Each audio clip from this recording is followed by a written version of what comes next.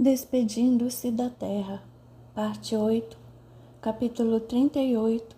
Finalmente a reunião. Nos dois lados da vida, a reunião estava preparada. Nenhum dos encarnados que dela participaria tinha condições de avaliar a complexidade daquele encontro. Todos eles, em realidade, tinham os pensamentos e atenções voltados para a oportunidade de desferir seus golpes no esforço de manter seus domínios ou de conquistar seus objetivos. As realidades invisíveis, no entanto, eram mais preponderantes do que as arrumações rotineiras que a sala de reuniões daquele escritório solicitava. Como se explicou antes, periodicamente se faziam estes conclaves coletivos, nos quais os dois grupos que militavam no escritório se encontravam para conversarem sobre problemas gerais, rotinas que precisavam ser alteradas, discussões de casos mais delicados, entre outros assuntos que estariam na pauta principal elaborada pelos dois proprietários. Era um dia agitado para todos os envolvidos, principalmente porque nessas reuniões se comunicavam mudanças de rumo, modificações de posição na hierarquia de comando, além de se estabelecerem procedimentos avaliatórios que levavam os participantes ao máximo do estresse, inseridos no sistema de produção, a considerar como aceitáveis somente os lucros e as vantagens conquistadas nas diversas ações que haviam sido propostas, acima até mesmo do teor das sentenças obtidas. Os integrantes do escritório sempre se viam sujeitos a tais cobranças ou à concretização de metas, de onde a lucratividade do conjunto se verificava, com o pagamento das cotas, parte para cada participante, de acordo com o acerto prévio quando do ingresso de cada um naquele sistema de trabalho.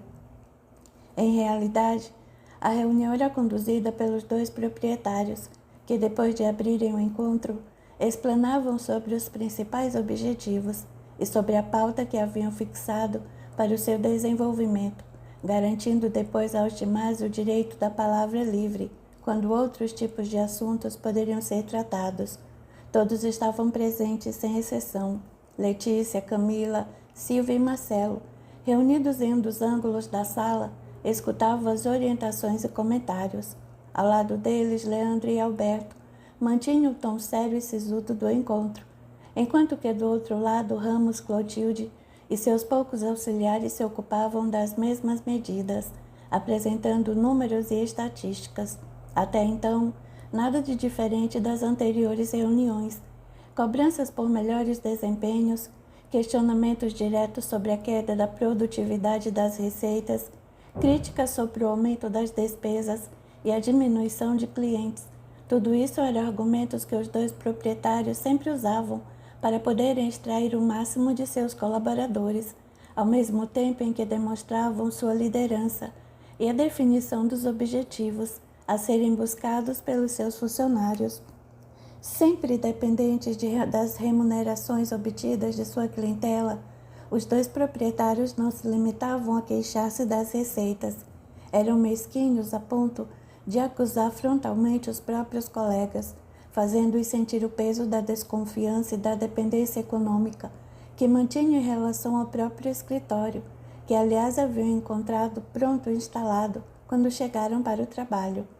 A fama e a competência daquela agremiação jurídica se fizera graças à astúcia e ao suor dos dois proprietários ali presentes, o que seria suficiente para que todos os demais se sentissem extremamente felizes pelo fato de terem podido ser aceitos para o trabalho que se lhes oferecia, de maneira a que a contrapartida que se esperava de cada um era a absoluta fidelidade à observância das ordens e disciplinas internas.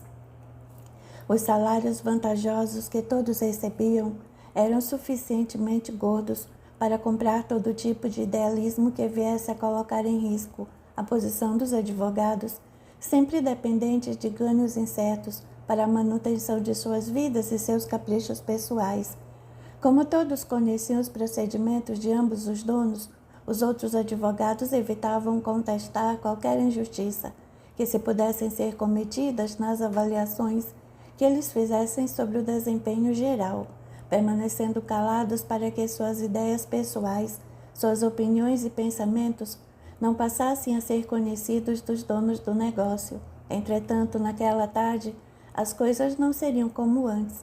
Envolvido pela afetividade que lhe parecia devotar a jovem exuberante colega Camila, Marcelo estava pronto para desfechar o golpe contra Leandro, a partir do qual, com o apoio das outras companheiras, conquistado com a utilização de suas fragilidades emocionais e carências, conseguiria atingir o posto cobiçado, tanto quanto impressionar com sua coragem o coração da amada companheira de escritório. Seu estado era um misto de nervoso e ansiedade. Ao mesmo tempo, as exortações de Alberto e Ramos iam acrescentando indignação e repulsa ao seu espírito, pronto para desmascarar aqueles que ali se fantasiavam de honestos, mas cujo desejo era sempre lesar um pouco mais, retirar mais e mais recursos, aproveitar as oportunidades para a vantagem financeira. Dentro desse clima, Marcelo era consumido pela volúpia de desempenhar o seu papel salvador e purificador da consciência, desmascarando Leandro através da apresentação das provas. Letícia se mantinha neutra, já que estava confiante nas palavras de Marcelo e sua cumplicidade afetiva estaria sempre pronta a dar a sustentação adequada aos fatos apresentados por ele.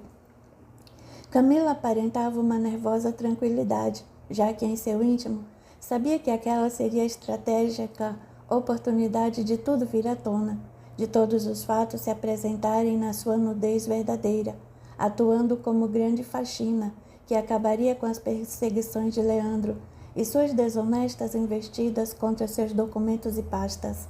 Silvia estava um pouco aérea, desatenta.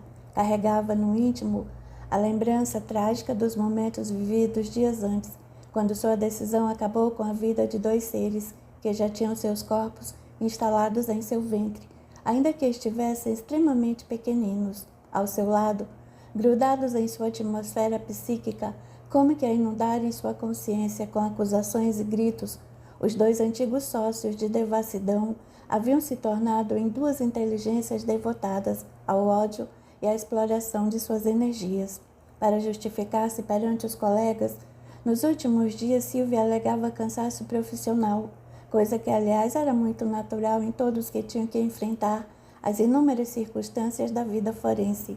No entanto, na atmosfera emocional da jovem, as lutas internas, a sensação de ruptura de compromissos, a falta de perspectiva para seguir vivendo nessa mesma insana e desagradável rotina, aliadas à sangria vibratória que lhe era produzida pela ligação com os antigos comparsas, era a causa verdadeira para o seu estado de apatia e indiferença. Silvia, na verdade, estava ingressando numa faixa de desequilíbrio emocional, da qual só sairia se adotasse conduta que pudesse neutralizar tal influência, modificação essa que não seria possível encontrar naquela forma de ser e viver que eram tão comuns e levianas nas suas rotinas de vida. Ao mesmo tempo em que Alberto e Ramos alternavam a palavra sobre os olhares atentos dos demais integrantes do escritório, as almas ignorantes que se mantinham ligadas às suas palavras gargalhavam de suas expressões de respeitabilidade, atirando-lhe na face as misérias que ele mesmo já havia cometido ou mandado cometer.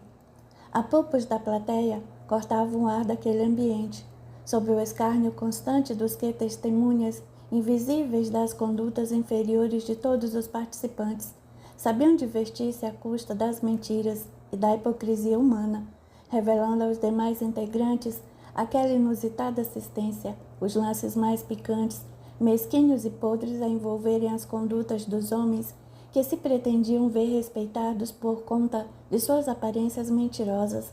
Eram apenas criminosos mais velhos, diante dos criminosos mais novos, aos quais iam passando as artimanhas, as estratégias de seus golpes, as táticas de sobrevivência, entre outras aulas criminosas. Estas eram as expressões que se gritavam das galerias. Alguns dos vivos no corpo podiam contar com uma plateia organizada, de forma que não apenas o ambiente físico é que se podia observar a divisão de interesses entre os de Alberto e os de Ramos. Também entre as entidades havia aquelas que aplaudiam um enquanto criticavam ou ridicularizavam o outro, e suas equipes, respectivamente. No mundo invisível, não faltavam os que aplaudiam as falcatruas, as safadezas jurídicas, relatando-as como exemplos de conduta ideal, demonstrando a capacidade profissional daqueles que ali estavam, como modelos de péssimos profissionais, descompromissados com a verdade. Marcelo, inexperiente, pensava que seu plano seria vitorioso, sem supor que para derrubar um rinoceronte são necessários mais do que alguns espinhos, e eram somente espinhos que ele possuía como provas de suas acusações. Algumas fotografias e o depoimento das amigas de escritório contra outro colega ali presente. A arena daquele circo, nos dois lados da vida, não faltavam os acusadores, os defensores, o público insano, as feras prontas a devorar os incautos, de sorte igual, envolvendo a todos e por cima da estrutura espiritual inferior, a teia luminosa do bem se estendia. Assistindo a tudo aquilo, guardando a serenidade possível para aquele momento tão importante de definições, Félix, Alfonso, Magnus e toda uma pleiade de almas luminosas se mantinham em oração, rogando a Jesus que os ajudasse a conseguir modificar o rumo das vidas humanas, sem que isso correspondesse à violação de suas vontades e de suas liberdades. Limitados pelo respeito à lei do universo, os espíritos superiores tinham que amparar aos que ali se achavam, sem usarem dos mesmos métodos de que os maus se utilizam, valendo-se da persuasão e do convencimento, da demonstração da verdade e do reencontro com as almas amadas, as quais continuam, ainda que de longe, vibrando pelos que amaram. O ambiente acima daquele escritório se tornara especial, com o envolvimento sutil das linhas de energia, a impedir que a mais de 2.000 entidades inferiores ali reunidas, incluindo aquele que as dirigia, pudessem dali se afastar, garantindo assim que, na pior das hipóteses, aqueles que não aceitassem a modificação de conduta seriam envolvidos pelos fluidos anestesiantes e encaminhados a processos de recuperação lenta da consciência, possibilitando o alívio ao ambiente material e psíquico da sociedade terrena, onde exerciam seus intentos de perseguição e domínio. Interessado nesta questão, sobretudo no dilema de coibir o mal e de respeitar o livre-arbítrio das entidades maldosas, Magnus indagou: até que ponto os espíritos superiores consideram necessário respeitar as deliberações negativas das entidades ignorantes? Escutando-lhe a pergunta de aprendiz interessado e sincero, Alfonso salientou: querido irmão, a sabedoria do universo tem recursos para agir em todas as direções, dentro de todos os padrões de concessão e responsabilidade correlata. Se as leis estabelecem a questão da liberdade como patrimônio inalienável ao ser, a lei de progresso estipula que a ninguém será permitido permanecer estacionário por omissão, preguiça ou maldade. E se as forças do amor são capazes de visitar o cárcere dos alienados no mal, que matou seu semelhante para tomar-lhe um par de sapatos, de forma ainda mais determinada, se ocupa em garantir aos que lutam no caminho reto do bem as condições de trabalho e realização dos ideais que esposam honestamente e com interesse. Sempre chega o tempo em que os que escolheram o mal por interesse encontram o limite da lei universal. Se lhes é permitido fazer o mal, isso não quer dizer que possam eternizar-se no mal. Assim, aqueles que aqui não aceitaram a convocação superior para que se reajustem, estarão compelidos por suas próprias escolhas a seguirem nesse comboio de transferência, encaminhados para planetas semelhantes àquele que a Terra está deixando de ser, uma vez que se dirige para a transformação moral e vibracional que lhe facultará o ingresso nas faixas de mundo de regeneração. Entendendo as referências claras, comparando-as às verdades já estudadas em diversas outras situações, Magnus ponderou: sim, é o processo da separação do joio do trigo, não? Exatamente, meu filho. Através das atitudes vivenciadas livremente nos dias de hoje, cada um de nós estará marcando seus passos com a lama ou com a luz, que já possua ou tenha desenvolvido em seu íntimo. Não mais artificiosa conduta dentro das igrejas, no seio das religiões diversas. O que vai imperar nesse processo é o teor de vibrações próprias de cada um, autorizar a sua qualificação como a dos que aceitam a mudança, ou a daqueles que a querem abistar, imaginando que um planeta lhes pertença para toda a eternidade. Tais espíritos, agora pressentindo a chegada da última hora, estão se agitando em todas as dimensões espirituais do orbe, não apenas na multiplicação de guerras e distúrbios sociais no ambiente encarnado, estão em todas as faixas inferiores que circundam a Terra e aquelas que, inclusive, se acham abaixo da superfície. Há, assim, uma verdadeira estrada luminosa entre os dois planos, através do qual seres melhores começam o processo de povoamento da nova Terra, com esforços na vivência das virtudes do amor e da paz, ao mesmo tempo em que os seres renitentes nas velhas fórmulas viciosas se veem compelidos a abandonar a carcaça biológica que lhes serviu de proteção antes que a possam reduzir a escombros, inutilizando ao mesmo tempo em que se matam. Garante-se a todos os envolvidos dessa forma a oportunidade de escolha e a responsabilidade por aquilo que decidiram para o seu futuro, o que seria impraticável imaginar que Deus, distraído, não estivesse ocupado em dar uma definição para as questões morais da sociedade humana em crescimento. E se o Pai se serve do amor para modificar o caminho, indicando a melhor rota, não nega aos que não aceitem a possibilidade de prosseguirem pela estrada dolorosa da experiência sofrida, aquela que da mesma forma os conduzirá à maturidade espiritual. As orientações eram muito interessantes, uma vez que não se tratava então apenas de um procedimento para a transformação daqueles que ali se achavam. Era uma ação deliberadamente autorizada pelas forças superiores com a finalidade de cooperar com a limpeza vibratória do mundo físico, preparando a futura instalação do reino de Deus no coração das pessoas. E para que isso pudesse acontecer, importava que as estruturas velhas ruíssem e fossem substituídas por outras, mais novas, no curso das décadas. Magnus entendia então que não se tratava de uma sucessão de cataclismos e acidentes telúricos, apenas queriam propiciar essa modificação, ainda que eles acontecessem em função das modificações ambientais. O movimento espiritual estava propiciando a alteração do padrão vibratório dos que seriam admitidos na atmosfera planetária, estimulando os bons a se manterem no caminho do bem e analisando nos outros se havia sincera disposição em desenvolver tais sentimentos, sob pena de que, não se mostrando possível esse crescimento a curto prazo, a transferência se fazer compulsória para ambiente adequado e equivalente em barbárie e inferioridade. E enquanto esse novo mundo vai saindo do primitivismo grotesco para as fases iniciais da civilização da barbárie, a terra expungida de tais elementos poderá seguir em seu rumo de crescimento, como palco para novas realizações do espírito humano, elevado à condição de espírito luminoso e esclarecido.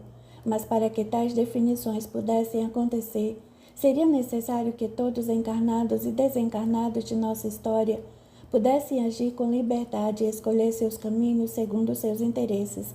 Por isso é que o mundo espiritual superior permite que exercitemos nosso livre-arbítrio.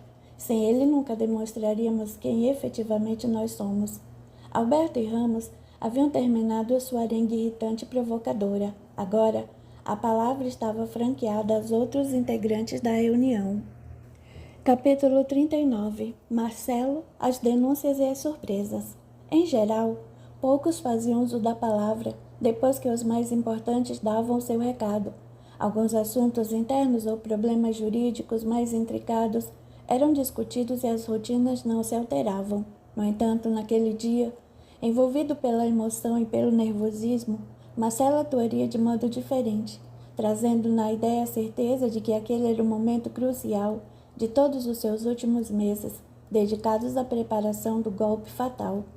Imaginava que, com suas informações, cooperaria para a modificação de certos comportamentos, tanto quanto para o alerta dos responsáveis pelo escritório, sobretudo no que dizia respeito ao tráfico de influências, à pressão psicológica, à extorsão de clientela. Assim, com os documentos que trazia como se os tivesse conseguido por sua própria iniciativa, Marcelo começou dizendo: Senhores, Gostaria de sua atenção para trazer ao conhecimento de todos um assunto delicado, tanto quanto muito grave. Diante de sua iniciativa, os demais fizeram silêncio e se puseram a escutá-lo. Acabamos de ouvir a exortação de nossos maiores sobre o aumento de lucros, a ação mais diligente e a conquista de maior mercado para que o resultado final possa ser ampliado. Todos temos nos empenhado nisso com a motivação de nossas vidas. Afinal, é daqui que retiramos nosso sustento e concretizamos nossos ideais pessoais. Longe se encontra o tempo em que nossa ingenuidade acreditava na lisura da justiça, na isenção de autoridades, na correção de condutas de funcionários, na exata construção das instituições.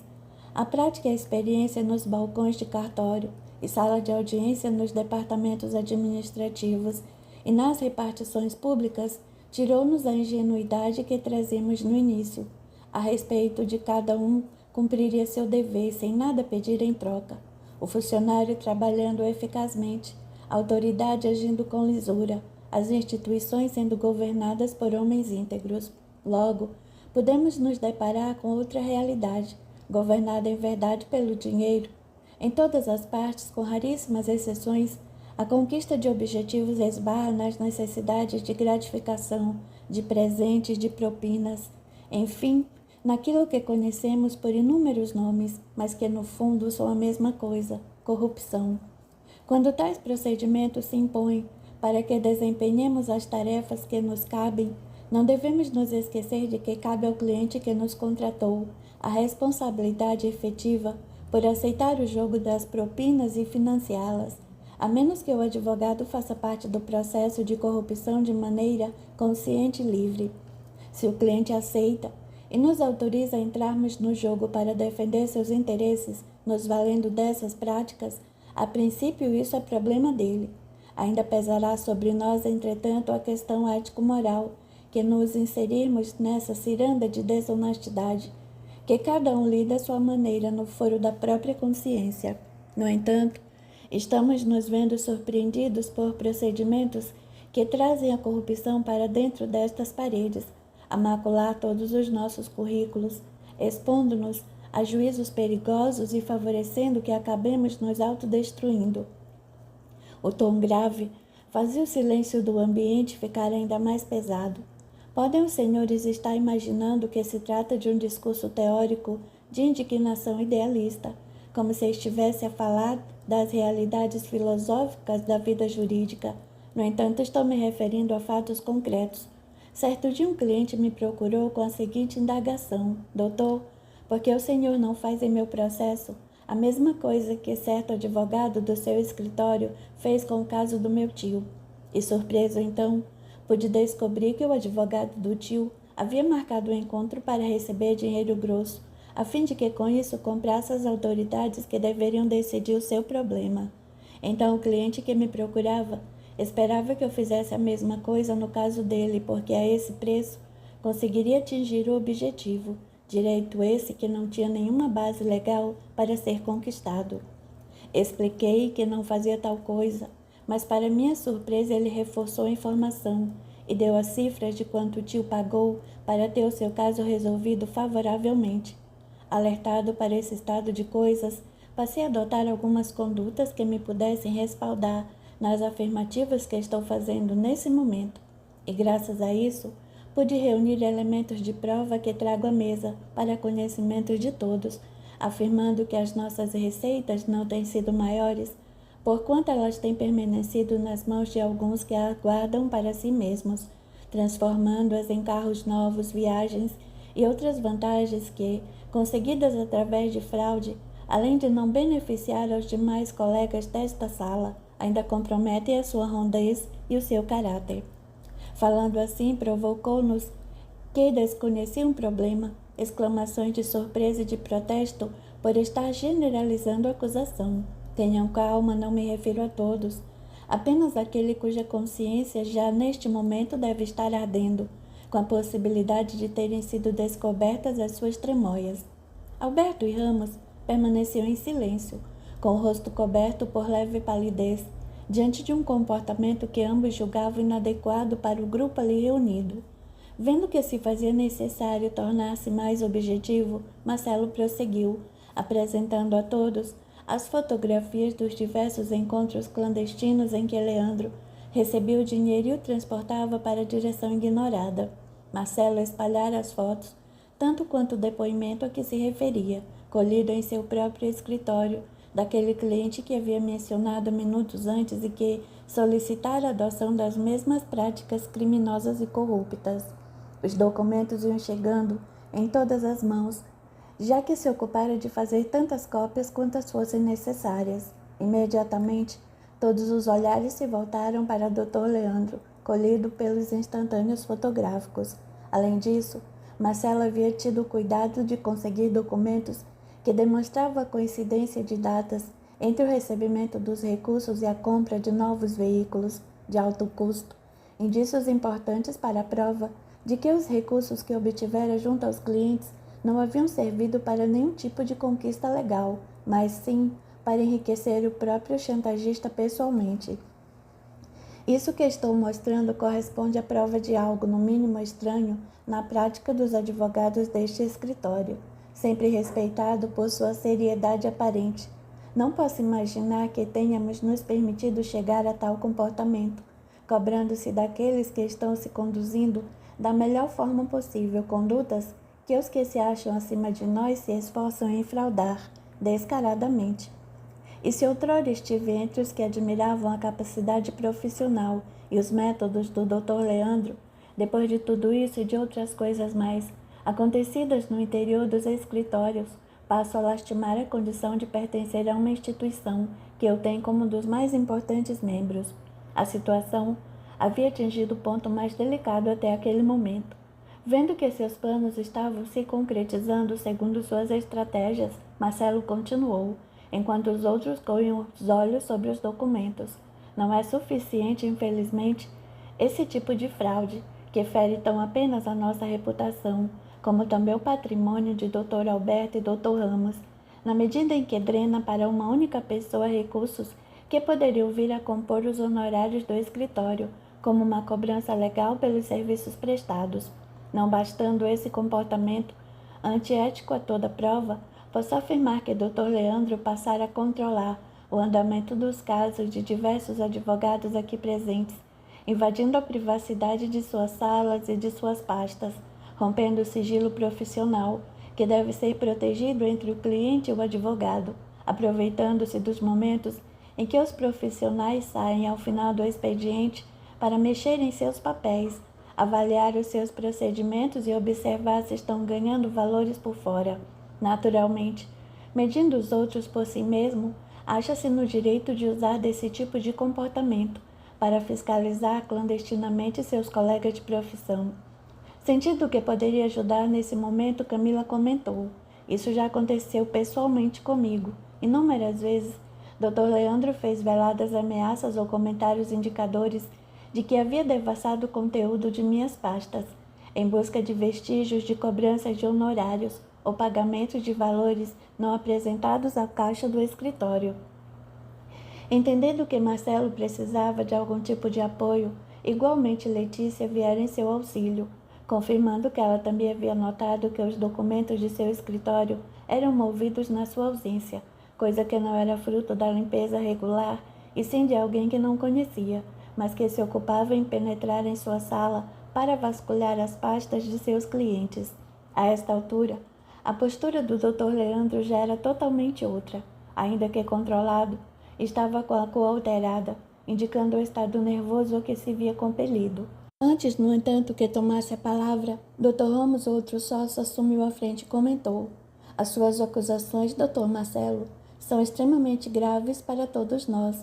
Primeiramente, porque esse tipo de conduta frustra a nossa relação de confiança a sustentar uma sociedade.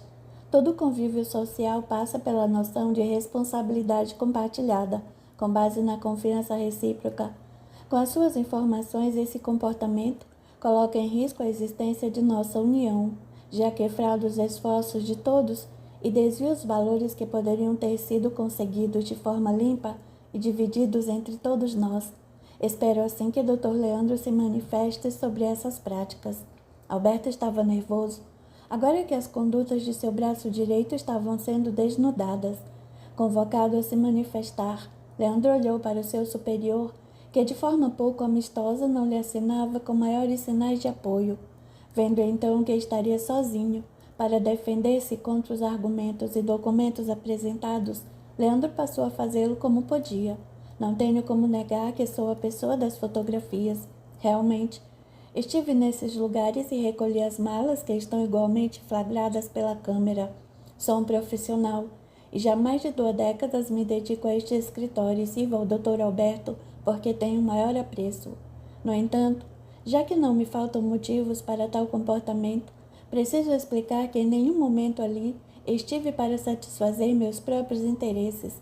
Estive nesses encontros e não se limitaram apenas ao que estamos vendo nestas fotos, com o conhecimento do próprio Dr. Alberto, a quem o dinheiro se destinava. A palavra de Leandro transferiu o centro das observações para o outro lado da mesa. Marcelo não imaginava que o referido proprietário soubesse das condutas de seu braço direito. No entanto, Dr. Leandro, sem saber como defender-se, colocava as coisas na direção daquele que era o dono do negócio. Sim, para a surpresa dos integrantes daquele colegiado, Alberto era citado como aquele que tinha ciência dos fatos. Mais do que isso, senhores, continuou Leandro, como que a vomitar tudo o que sabia, mesmo que isso comprometesse o antigo chefe, como forma de salvar-se da acusação de corrupto. Foi o próprio Dr. Alberto quem acertou todos os detalhes, quem negociou todas as estratégias, quem me mandou ir buscar a grana e a quem repassei todo o recurso conseguido, não sabendo para que se destinava. Naturalmente agradecido por meus préstimos e minha discrição, ofereceu-me pequeno prêmio para que essa conduta ficasse esquecida e ninguém mais viesse a saber de tal procedimento.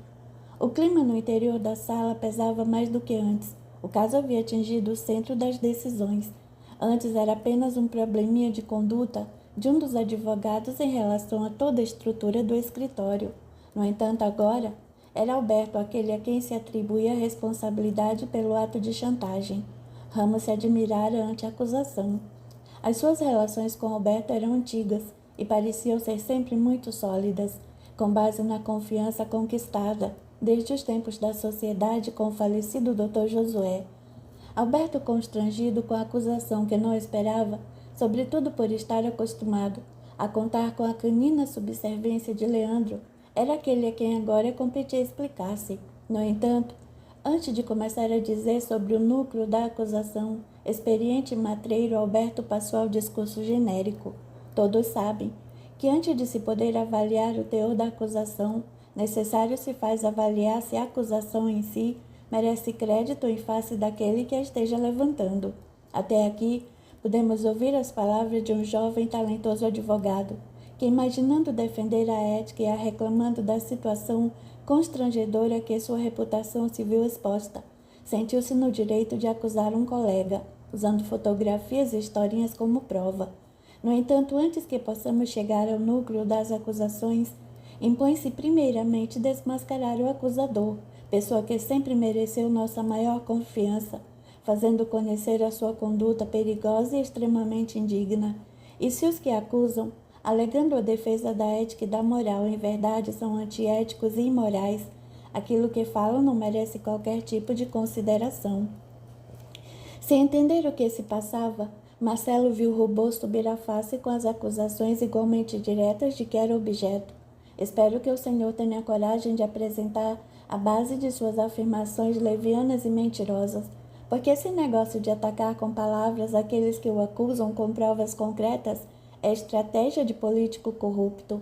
Calma, meu jovem. Você é muito inexperiente e ainda precisa aprender muita coisa na vida, comentou Alberto calmo.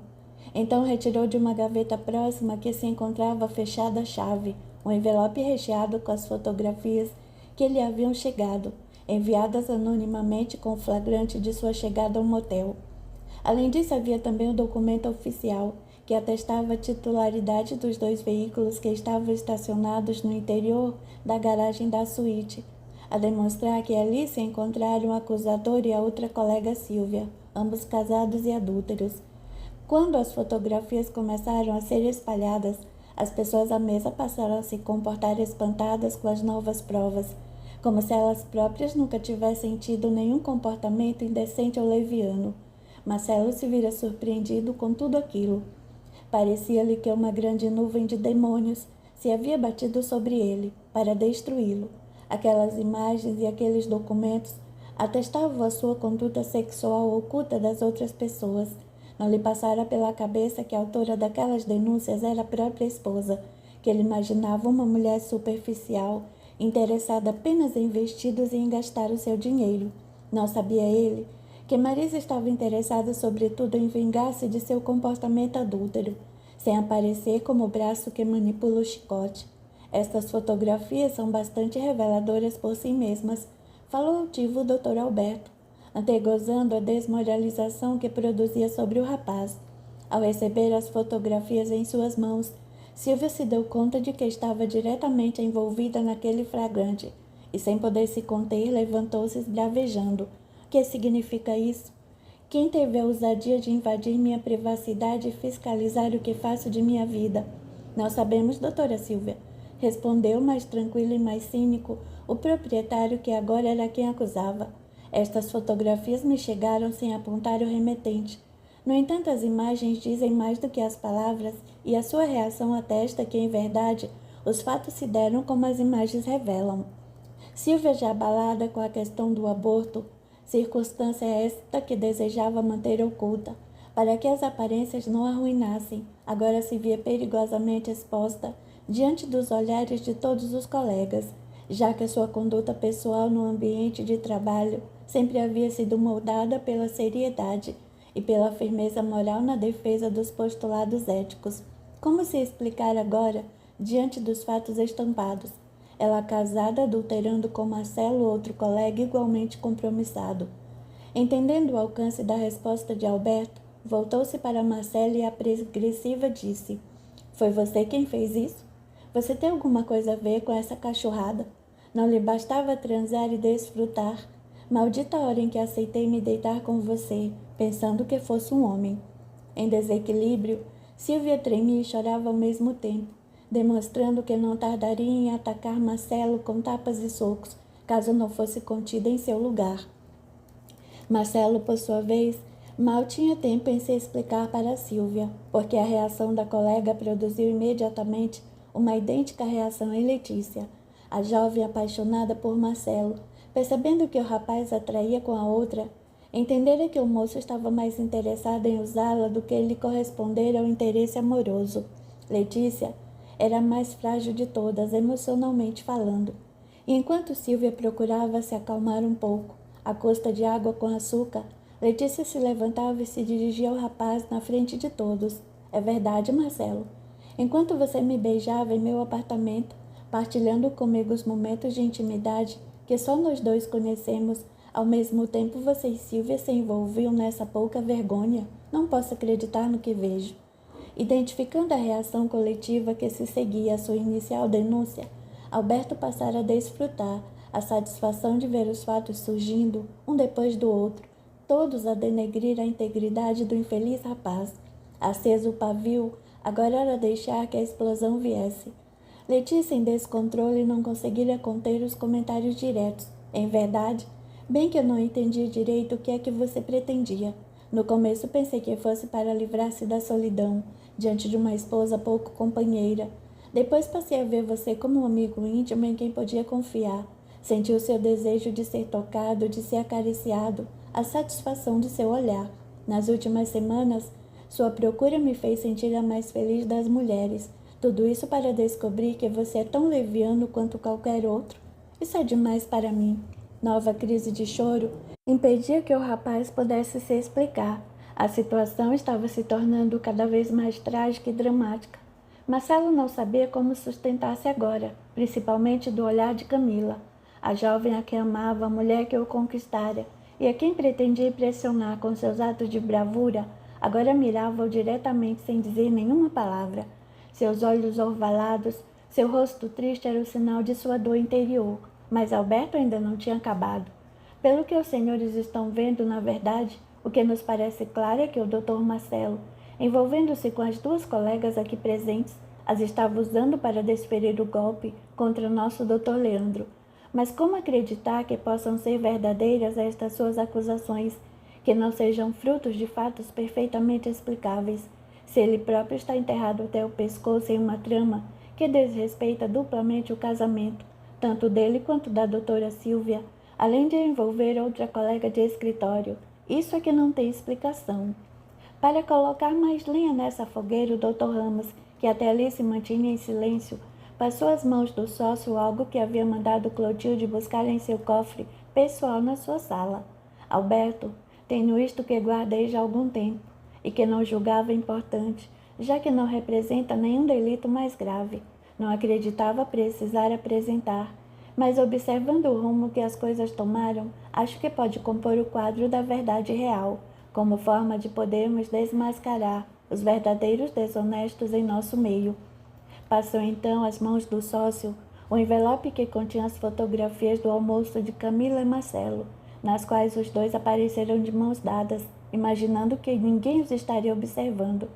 Quando Alberto viu as fotos, deu uma sonora gargalhada, algo quase demoníaco, e dirigiu-se a Marcelo nestes termos: "Mas você conseguiu com as 3, meu jovem, bem que eu subestimei."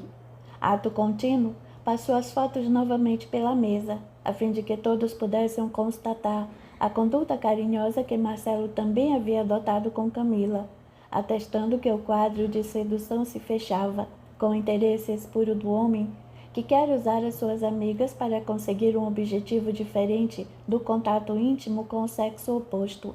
Essa foi a paulada que faltava na reputação do moço. Quando as fotos chegaram às mãos de Camila, foi sua vez de começar a chorar, diante da evidência de seu envolvimento afetivo com Marcelo. O rapaz não sabia o que dizer. Afinal, havia se dedicado a Camila por um sentimento verdadeiro, uma paixão que crescia a cada dia e que o fizera aceitar o risco que correra naquela tarde e noite em que acabara com a própria carreira profissional naquele escritório. Entrara triunfante e estava sendo arrasado. Leandro, o primeiro acusado, não sabia o que pensar de tudo aquilo, diante da sucessão de corações femininos despedaçados, a demonstrar a astúcia de Marcelo aos olhos de todos os presentes. As denúncias contra sua pessoa pareciam coisa de criança. Ao mesmo tempo, havia desrespeitado uma tradição naquele escritório, ou seja, a de que o subordinado jamais acusava o superior pelas falcatruas, roubos e mentiras que testemunhava ou do qual participava. Isso porque os negócios que existiam entre os donos do escritório eram tão intricados e estranhos que somente entre eles é que poderiam ser resolvidos, parecendo que ambos se roubavam mutuamente e, como um casal adúltero, mutuamente se perdoavam, continuando a trajetória de golpes e enganos, sempre contando um com o apoio do outro. Por isso, Leandro sabia que, para se salvar das acusações, havia rompido a cadeia de silêncio e de obediência que mandava assumir os fatos e aceitar as consequências antes de acusar aquele que o mantinha no posto, baseado na lealdade, confiança e restritas.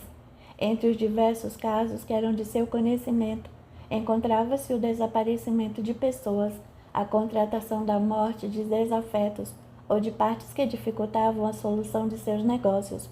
Leandro sabia que no nível mais alto da administração do escritório já não se discutiam as questões jurídicas, nem as teses processuais elevadas.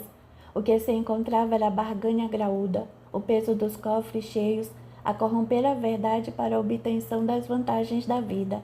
Nesse nível de influência, ambos os donos teciam a teia de interesses para agradar a certas autoridades venais que faziam parte do amplo esquema da organização, implantado no mundo através dos representantes corruptos, igualmente objetos que lhes prestavam serviços.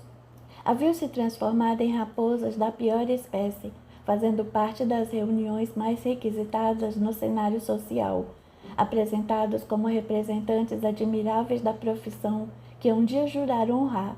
Agora Leandro estava consciente de que sua vida corria perigo. Ele era um arquivo vivo. Não seria mais aceito como digno de confiança por Alberto. Da mesma forma, sabia de muita coisa, de muita sujeira, de muito crime para poder permanecer livre em segurança.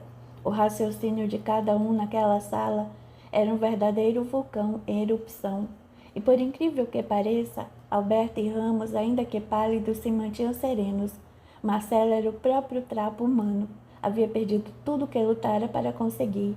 Não poderia mais se manter naquele ambiente e provavelmente naquela cidade teria muita dificuldade de se sustentar como advogado em outro escritório. Isso porque os dois sócios principais saberiam espalhar nas diversas rodas de advogados a versão de sua desonestidade, de seu comportamento indecente, a ponto de estar certo de que não encontraria outro escritório para começar sua vida, mesmo que do zero. Precisaria sair da cidade, abrir seu próprio negócio sem contar com nenhum cliente. Além do mais, não sabia qual o risco de vida que estava correndo. Muita gente naquela sala agora estava suficientemente prejudicada para não desejar sua morte, como forma de se vingar de seu comportamento temerário. Silvia descobrira igualmente que ele usara todas as mulheres para, segundo sua mente astuta, derrubar Leandro. Ela também não tinha mais condições de permanecer naquele lugar. Letícia era mais perturbada nos arroubos de seu afeto traído, sem conseguir medir a amplitude das consequências dos atos do rapaz. Camila, humilhada publicamente, jamais havia imaginado que naqueles meses em que se envolvera com ele, pudesse estar sendo mais uma, apenas um pequeno peão no tabuleiro que Marcelo manipulava. Leandro, por causa dele, perdera tudo, inclusive o sossego, enquanto que Alberto e Ramos poderiam estar em crise, exatamente como fruto de suas denúncias, caso um não se explicasse e o outro não aceitasse as explicações. Marcelo, por sua vez, descobriu um mundo cruel, longe daquele pequeno cenário que pensava poder construir segundo seus próprios interesses. Esse fato que na vida de muitas pessoas nenhum arranhão produz na estrutura psicológica, em Silvia, debilitada pela prática do aborto recente, chegara como um novo choque sobre um equilíbrio mental já desmantelado, inclusive com a conexão nociva dos espíritos sofredores e vingativos que a assessoravam. Jefferson, perseguidor de Luiz e de Marisa, vira-se prestigiado com um assento de honra nas proximidades do presidente, em decorrência de sua habilidade em manipular o pensamento vingativo e os baixos sentimentos da esposa de Marcelo para enviar as fotos ao escritório. Gabriel, ainda oculto das atenções e suspeitas, se punha ao lado de Letícia, tentando manter o equilíbrio da moça a fim de um padrão de forças menos destrutivo, o que era difícil para seus esforços naquela contingência. Restava então o presidente. "Eu sou Josué", gritou ele estentórico e trovejante, para susto de todos os presentes. "Finalmente tenho minha vingança." Ironizava para espanto coletivo naquele ambiente pestilento. "Eu sou aquele que estes dois malditos sócios mataram lentamente, inoculando-me substância tóxica que desenvolveu câncer letal em meu corpo. Pensaram que seu crime ficaria impune para sempre? Ah, isso é que não." E enquanto gritava, ia se transformando em uma forma horrenda, projetando os olhos que se afogueavam, apresentando uma espuma viscosa e esverdeada pelos cantos da boca que se fazia sinistra e animalesca. E eu os sustentei quando estava ali, naquele escritório de sujeira e ódio. Adotei-os como meus pupilos e lhes ensinei as coisas que não sabiam. Tornei-os meus sócios e lhes transmiti as formas de conseguirem sucesso, respeito e riqueza. No entanto, não lhes bastava esse favor. Pretendiam acabar com a vida daquele que lhes havia oferecido a oportunidade de crescerem. Ajustados a esse interesse indecente, acreditaram poder me prejudicar, ocultando em garrafas de saboroso vinho que sabiam ser de minha apreciação os agentes nocivos que desencadeariam os tumores, debilitando minha saúde. Falando pausadamente, narrando os próprios dramas, detinha-se nos lances mais dolorosos e dramáticos, para extrair de suas palavras todas as mais poderosas emoções. Inicialmente não suspeitei de suas condutas. No entanto, depois de algum tempo, quando a doença já corria por conta própria, surpreendi comentários sussurrados, feitos pelas costas, comemorando o sucesso de suas empreitadas criminosas e assassinas. Confirmei minhas suspeitas logo a seguir, quando consegui, através de detetive, o teor das conversas particulares mantidas por ambos ao telefone. Até hoje, não me esqueci das frases de satisfação quando o resultado dos meus exames atestaram a existência do câncer destruidor, adiantado em sua jornada corrosiva, a batizar-me em poucos meses de vida. Foi então que, sem pretender modificar as coisas para que todos acabassem sendo vingados no devido tempo, tratei de organizar-me para este momento. Reuni todas as provas de todos os crimes já praticados contra o governo, contra os órgãos e agentes públicos, todas as provas do pagamento de propinas contra os funcionários corruptos que se associavam e se associam ao nosso escritório, e os deixei a cargo desse tolo ambicioso, esse idiota útil que está diante de nós e que plantei nesse local como uma marionete que manipulo conforme meus desejos antes de morrer.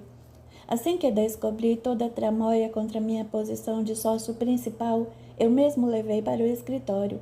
Na minha frente, os dois sócios, fingindo-se de amigos devotados, se demonstravam compungidos com minha enfermidade. No entanto, nas minhas costas agiam como verdadeiras víboras prontas para o golpe. Marcelo passou a ser meu homem de confiança nessa estrutura.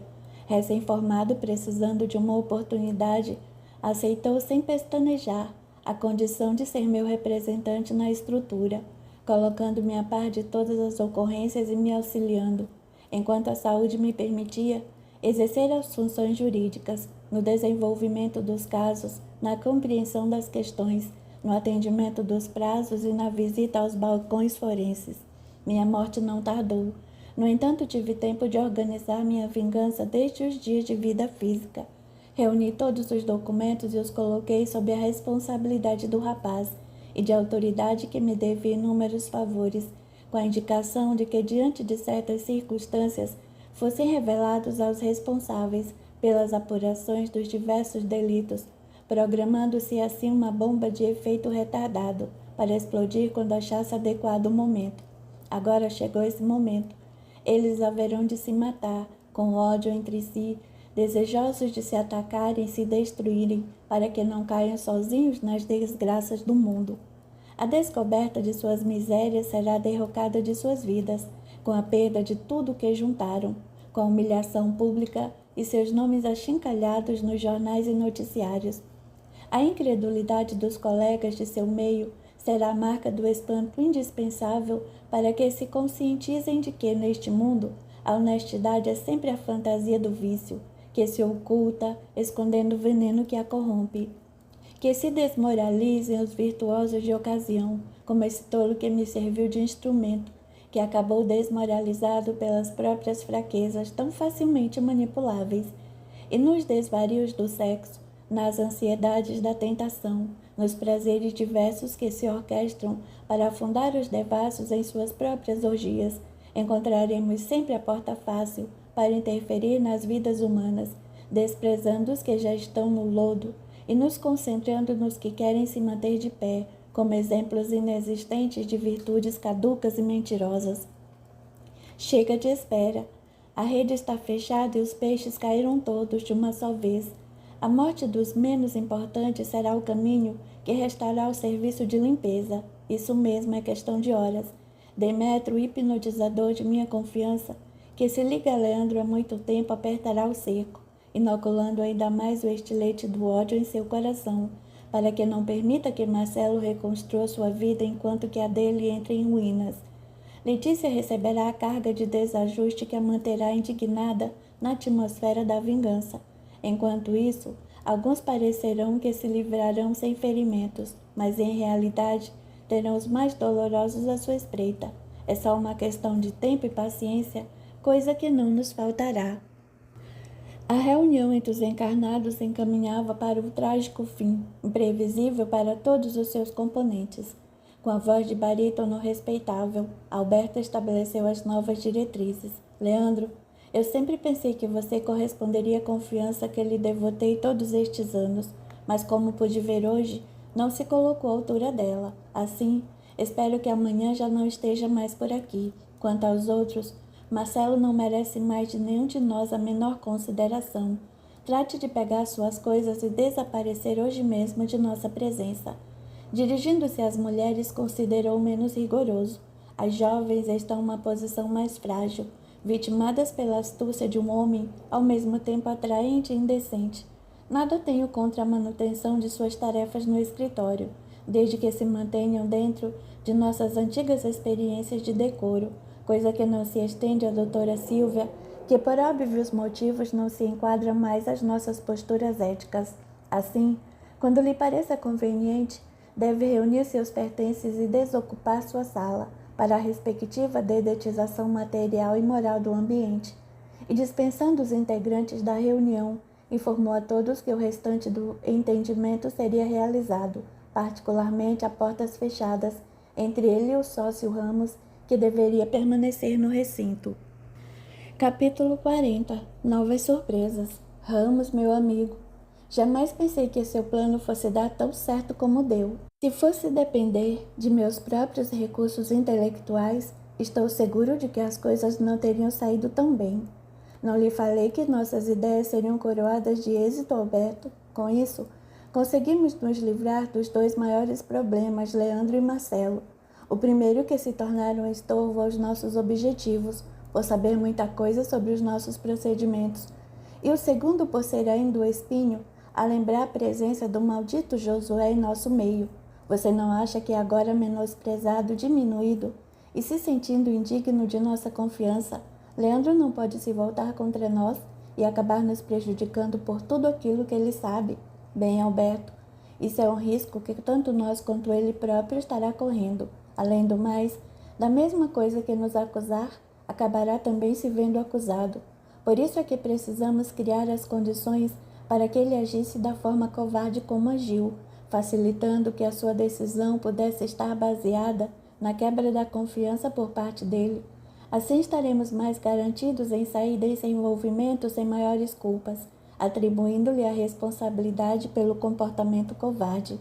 Bem, isso é verdade. Agora, continuou Ramos, se você quer tornar as coisas ainda melhores, parecendo ser generoso com o homem forte que o ajudou a limpar a sujeira de nossas táticas, amanhã, antes de ele ir embora, convoque-o e o premie como uma forma de demonstrar tolerância e garantir a sua cumplicidade.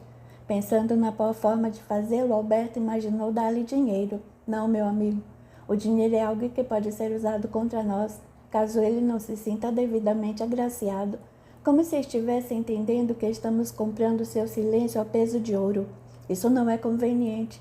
Seria melhor dar-lhe algum bem razoável, valioso, que lhe aparecesse uma forma de compensação e finalmente o reconhecimento por seus serviços prestados.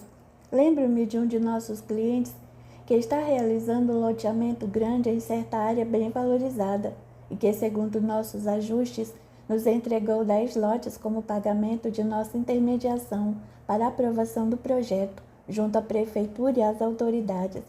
Conseguimos tornar concreto o loteamento sem gastarmos muito em propinas. Acho que foram queimados apenas 3 lotes, se não me engano, não é? Isso mesmo, Ramos. Ainda temos mais 7 lotes disponíveis que precisamos dividir entre nós dois. Pois é, Alberto, 7 é um número ímpar. O que é pior, primo? Que tal se dermos um terreno para Leandro e com 6 restantes dividirmos meio a meio? Perfeito. Excelente ideia. Amanhã providenciarei os documentos para a transferência do terreno junto ao loteador, entregando a Leandro essa prenda para que se satisfaça, além dos imensos valores que já conseguiu ao longo dos anos, servindo-me como sempre serviu. Ainda assim, fico pensando se não será necessário providenciarmos o seu desaparecimento acidental para nos precavermos de suas atitudes futuras. Não creio, Alberto.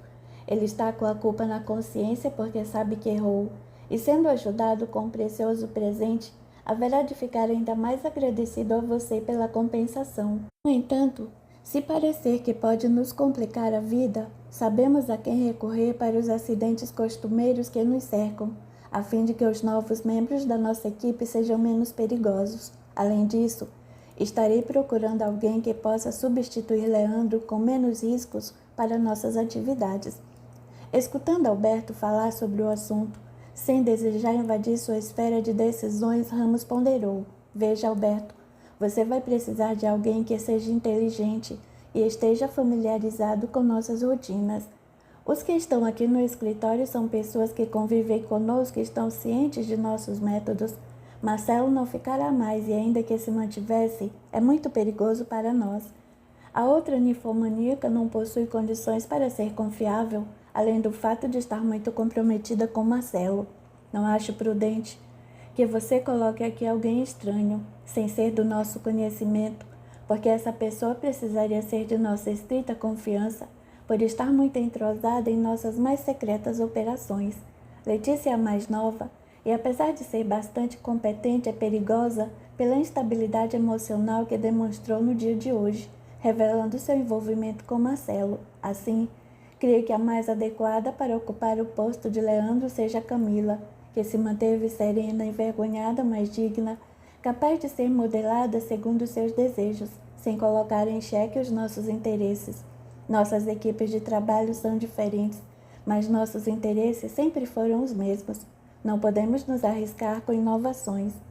Ouvindo as ponderações de Ramos, a quem aprender a admirar pelas soluções eficazes que sempre conseguia sacar da manga da camisa para resolver pendências complicadas, Alberto perguntou: você acha mesmo que Camila reúne condições para ocupar o lugar de Leandro? Creio que a inteligência não lhe falta, ao mesmo tempo em que autocontrole tem sido uma das mais claras virtudes ao longo destes anos, aqui no escritório. Agora dependerá de você saber ensiná-la como é que a orquestra toca. Ela não é tola. Acho que já está inteirada de muita coisa mesmo sem a gente ter revelado.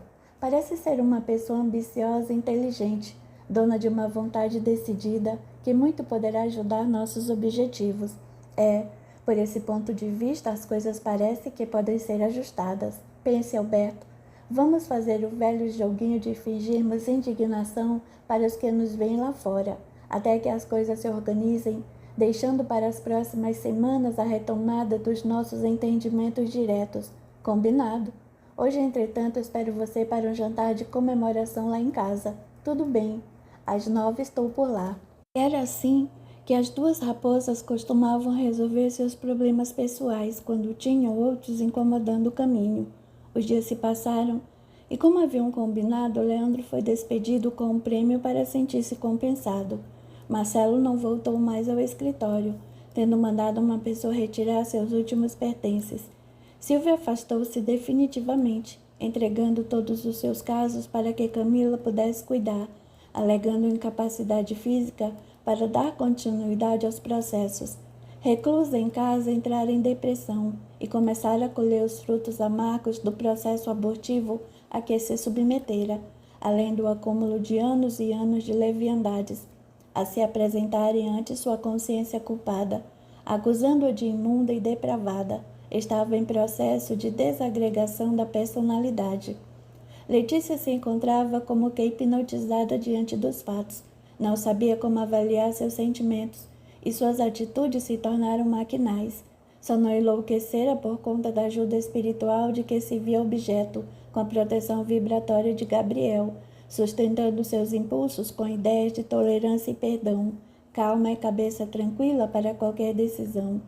Se não fosse por isso, Letícia já teria resvalado para a terrível estrada do suicídio, situação esta que não deixou de lhe passar pelo pensamento. Estava ferida, humilhada, envergonhada por ter se apaixonado por um usurpador, um rapaz sem escrúpulos que se havia aproveitado da sua intimidade e a ela recorria para satisfazer-se no ego de homem desejado, mesmo que se encontrasse apaixonado por Camila e mantivesse relações com Silvia. Camila era a única que conseguira evitar o contato íntimo pleno com Marcelo, apesar de ter se permitido intimidades calorosas com o rapaz. Capítulo 41. Despedindo-se da terra. Alguns dias depois, em um dos luxuosos motéis da cidade, a suíte mais cara estava reservada para um encontro especial. Em seu interior, se podia observar um casal em um momento de festividade e comemoração importante.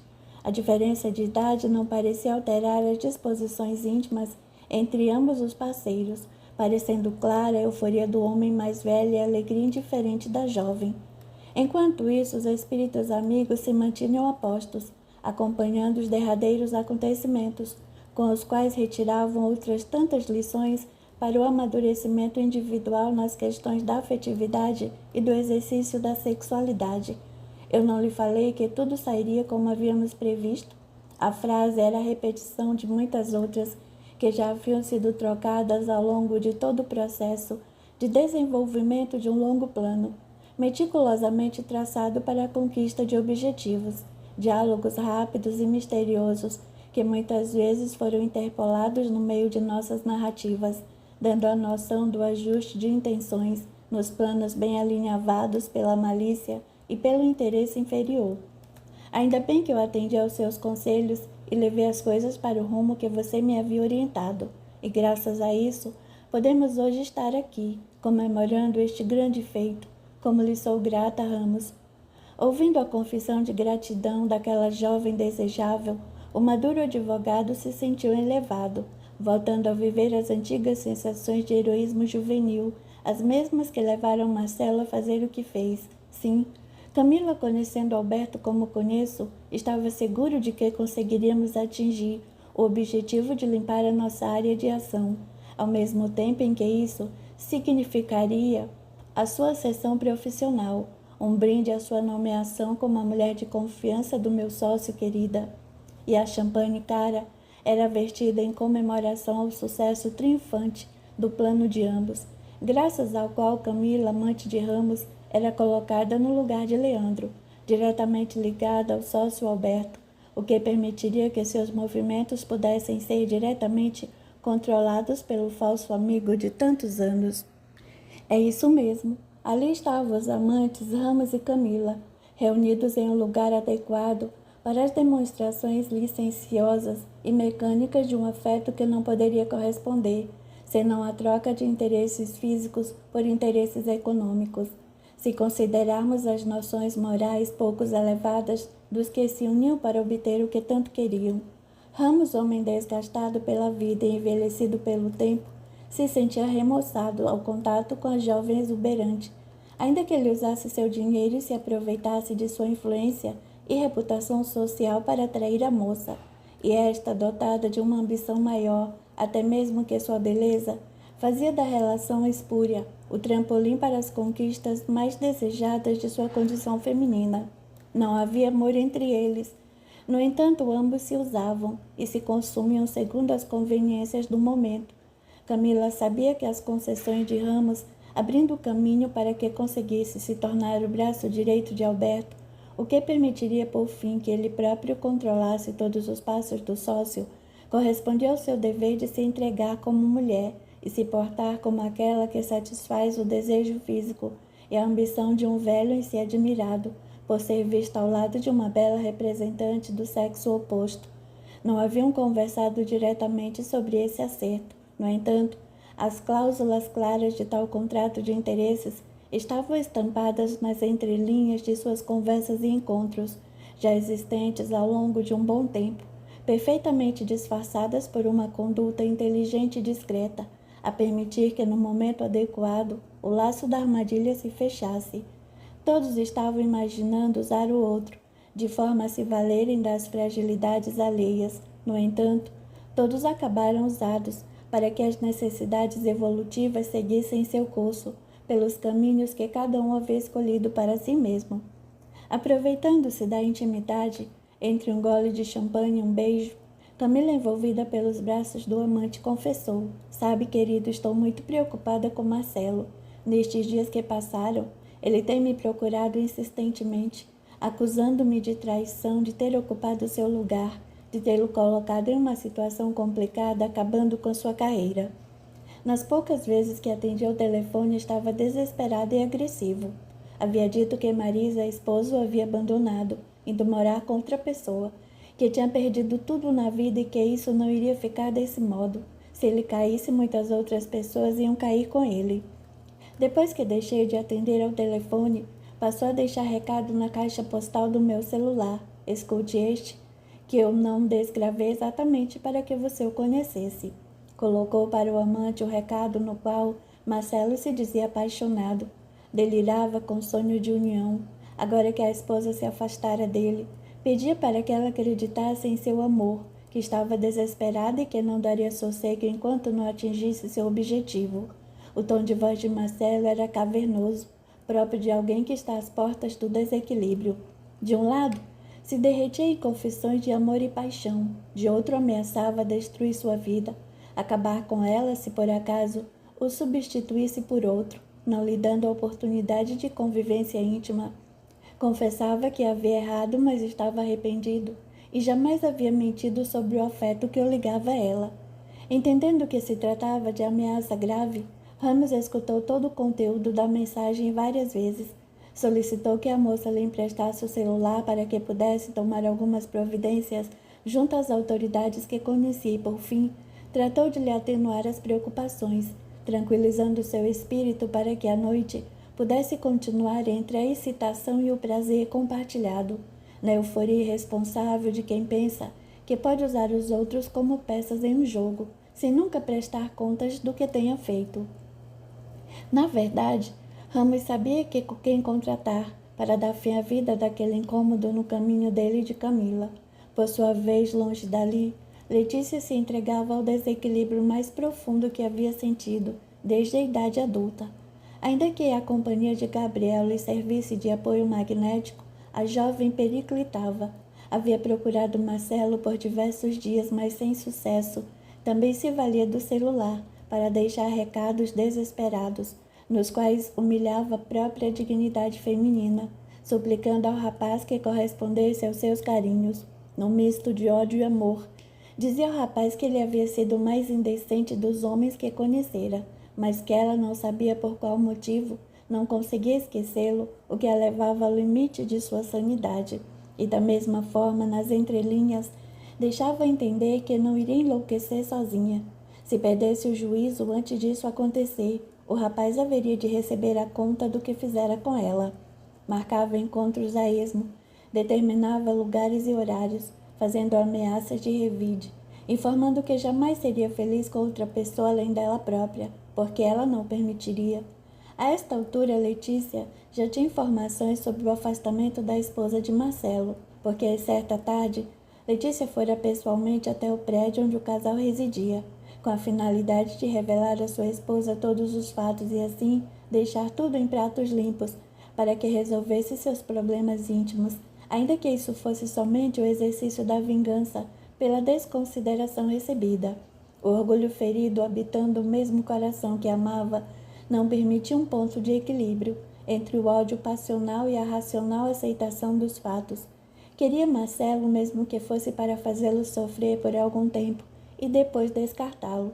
Se ele não aceitasse a ideia de assassiná-lo e depois matasse, corria fértil pela sua mente, apesar de todos os esforços de Gabriel. Aquele maldito advogadinho me paga. Perdi tudo por causa dele, safado cachorro. Era o pensamento igualmente descontrolado de Leandro, desapossado de sua condição de braço direito de Alberto, cargo que exercia há vários anos. Não tenho como prejudicar aquele velho ordinário que, de uma forma ou de outra, também detém segredos e documentos que me colocam em suas mãos incriminando-me. No entanto, esse miserável do Marcelo me paga. Não pense que vai ficar feliz, podendo andar por aí livre e solto, enquanto eu amargo a ironia dos amigos, as perguntas irônicas sobre a minha saída do escritório, a perda das rendas e o aumento de minhas dívidas. Como é que eu vou continuar pagando o meu barco se não tiver de onde tirar mais dinheiro? E por que a ideia de seguir trabalhando honestamente como advogado lhe surgia como uma resposta da própria consciência? Às situações de dificuldade, respondia a si mesmo: advogar eu? Andar por corredores de fórum? Encostar o umbigo no balcão, ter que esperar ser atendido? Aguardar na porta de autoridades o beneplácito de seu atendimento? As mesmas autoridades que me recebiam sorridentes quando ia lhes levar dinheiro para os nossos acertos. Isso é que eu não faço mais. Entre os pensamentos indignados e os goles de bebida, Leandro pretendia afogar seus sofrimentos, partilhados na solução de uma vida sem sentido e sem família. Anos atrás, seduzido pelas conversas de Alberto e Ramos, que sempre enalteciam a condição de homens criados para as aventuras inconfessáveis do sexo livre, resolvera romper seu casamento porque sua esposa não lhe correspondia ao ideal de mulher, atraente e escultural, preferindo trocá-la por mocinhas oportunistas com as quais flertava e se distraía periodicamente, sem se apegar senão a seus corpos e curvas, pagando-lhes quando pedissem. Agora não encontrava em nenhum de seus corpos, quentes e insaciáveis, o apoio amigo, a condição de companheiras pacientes e compreensivas, capazes de escutar seus desabafos e entender seus sofrimentos. Para as mocinhas tempo era dinheiro, e por mais que pagasse, escutavam suas queixas como máquinas registradoras, olhando para o relógio como se não passassem de caça-níqueis, indiferentes às suas dores. Não, aquele era o momento para o calor da velha companheira, aquela que suportara as suas equivocações e que tolerara seus achaques, graças aos anos vividos juntos desde o frescor da juventude. No entanto, Leandro estava sozinho. A única companhia que o envolvia era de Demétrio, o espírito que o espreitava para as ordens de Josué, antes de terem sido afastados daquele círculo trevoso, no qual havia se transformado o escritório, além das entidades que esse hipnotizador arrebanhara com seu poder para induzir sua vítima desequilibrada a praticar o crime contra Marcelo. Veja, Leandro, sugeri ardiloso o espírito obsessor, como você está desesperado e Marcelo se encontra todo feliz. Não acha que há uma grande injustiça nessa história? Ele, sem qualquer consequência, jovem ainda, pleno para retomar sua vida profissional, enquanto que você aí acabado, jogado às traças como um velho inútil. Em breve Marcelo estará tomando seu lugar, junto ao corpo quente dessas menininhas que você usa e elas jamais quererão saber quem é você. Vai deixar as coisas ficarem assim? Leandro não ouvia as palavras de Demétrio, na acústica física, mas uma indignação crescia em seu íntimo, facilitada pela imersão do cérebro dos fluidos etílicos, sempre nocivos para o equilíbrio e para a clareza das decisões. Era a resposta de seu espírito imaturo para os insucessos diante da vida nas perdas de cada instante. A sociedade moderna, tendo adestrado os homens para serem hábeis e astutos competidores, não os treinou para enfrentarem a derrota com a mesma coragem com que se atiram às lutas da conquista material. Derrotadas em seus sonhos, perdendo os seus nichos dourados, decaídas de seu status, as criaturas se veem diante de seu real nível de evolução espiritual, surpreendendo-se quais crianças perdidas, derrubadas do caminhão que transportava os seus sonhos ao destino que agora não poderão mais atingir, e por causa disso, a maioria se permite o exercício da autodilaceração, da depressividade, da vontade de vingar-se do mundo, das pessoas, atribuindo culpas e responsabilidades a todos aqueles que surjam à frente de seus pensamentos. A vergonha da derrota ainda não foi convenientemente transformada pelas pessoas em uma força de reação no caminho da autossuperação, da renovação de esforços, da ruptura com o passado de erros para a construção de um futuro diferente. Os que perdem seu tempo nos caminhos da indignação infantil, procurando responsáveis pelos momentos dolorosos que passaram, são homens e mulheres pela metade, não crescidos espiritualmente, carentes de confiança em si mesmos e em uma força superior, que só lhes parecia existir enquanto lhes favorecia com concessões e regalias. Assim, Leandro não passava de um infante, mobilizado por forças e influências perniciosas, que encontraram apoio e espaço em seus pensamentos de autocompaixão, a fim de que, semeadas ideias de vingança, tais sementes pudessem produzir os efeitos determinados por Josué. Não, aquele safado há de me pagar o desaforo, acusando-me sem provas e me colocando naquela situação desagradável. Perdi tudo por causa dele. Não permitirei que seja feliz enquanto fico amargando esta solidão e o prejuízo de não ter mais renda, não ganhar mais nada, ainda mais agora que estou velho. Marcelo pode pensar que tudo está resolvido, mas ele não vai viver o suficiente para sorrir sobre os meus soluços. Por todos os lados, os jogos continuavam iguais, sempre com os desejos de levar sofrimento e tirar vantagens das angústias de seus semelhantes. Dentre todas as pessoas envolvidas nessa trama tenebrosa, apenas Silvia não pensava em matar Marcelo. Talvez porque se achasse acostumada a usar as pessoas para extrair o prazer físico e nada mais. Ficara indignada com as desagradáveis descobertas, bem como se abatera por ter sua conduta leviana com um colega do próprio escritório, exposta ao conhecimento público. Sua imagem de mulher respeitável e séria havia sido destruída, e por isso não poderia mais lá permanecer, por causa de seu orgulho ferido. Além do mais, não poderia levar consigo seus antigos clientes e suas causas, porque, em verdade, pertenciam ao escritório e não a ela. No entanto, tinha um filho ingressando na adolescência, e mesmo que o marido não servisse para muita coisa no campo afetivo, o garoto era o apoio indispensável para que seguisse querendo viver. O problema era que a perturbação obsessiva, promovida pelos 2 filhos abortados, se lhe incrustara no espírito, abatendo seu ânimo e cobrando o preço de sua leviandade. Suas forças escasseavam, sua mente se sentia frágil, constantemente convocada ao suicídio. Seus problemas acabaram com sua morte, gritavam seus 2 obsessores, igualmente alienados quanto à realidade da vida dos homens. Venha, venha para nossa companhia. Somos velhos amigos, nossa casa em Aragão nos espera novamente. Entre nós 3 continuaremos nossos encontros de prazer, aproveitando nossas relações de amor e carinho. Venha, Felícia. Estamos precisando de você para que continuemos felizes como sempre fomos. Nossas noites de paixão, nossos desejos ardentes, nossos momentos de alegria e vinho se repetirão.